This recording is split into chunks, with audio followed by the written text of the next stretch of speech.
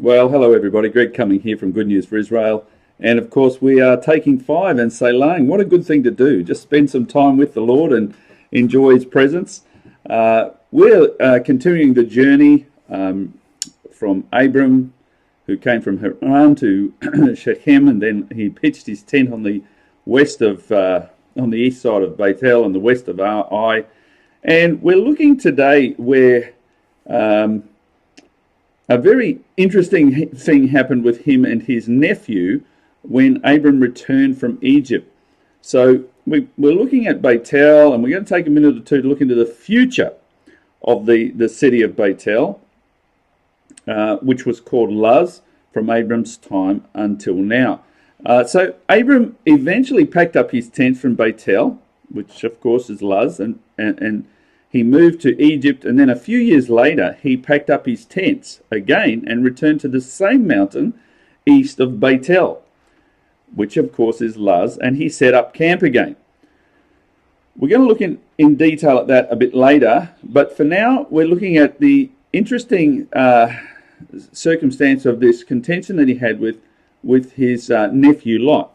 And we pick up the story in Genesis chapter 13 and verse 1. Then Abram went up from Egypt, he and his wife and all that he had, and Lot went with him to the south. Abram was very rich in livestock, in silver and in gold, and he went on his journey from the south as far as Bethel, to the place where his tent had been at the beginning, between Bethel and Ai, to the place of the altar which he had made there at first.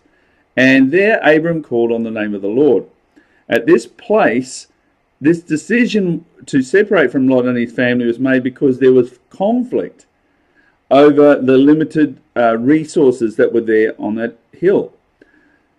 So one day, Abram and Lot, the heads of two families, walked out onto a plateau on the mountain where they lived, and they looked out towards the east, and Abram said in verse 8 to Lot, "Please let there be no strife between you and me, and between my herdsmen and your herdsmen, because we're brethren. Is not the whole land before you? So please separate from me. If you take the left, then I will go to the right. If you go to the right, I will go to the left." And Lot lifted up his eyes and saw the plain of the Jordan, that it was well watered everywhere. That was before the Lord destroyed Sodom and Gomorrah. Like the garden of the Lord, like the land of Egypt as you go to Zoar. Then Lot chose for himself all the plain of Jordan, and Lot journeyed east. And so they separated from each other. So Lot saw the rich, lush Jordan Valley, and he was looking directly down the hill towards where Jericho was located. And he was looking down the very same valley that Joshua would one day come up and defeat the city of Ai.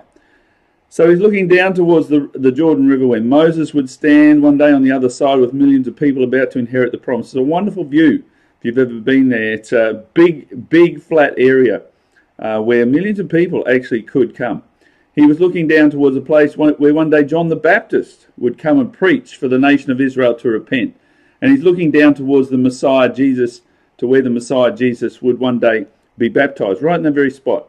And he saw a richness and land and an opportunity, and so he took it. Certainly Abram didn't want family conflict, so he trusted the Lord to look after both parties, and so he offered Lot the first choice. Are you able to do that? Can you trust the Lord to offer others first choice, and that he will give you his best still?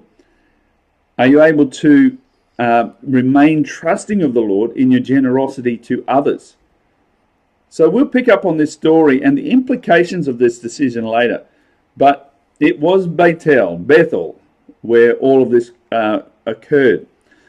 So until our next time together, the Lord bless you. I pray that you have a wonderful day. Bye for now.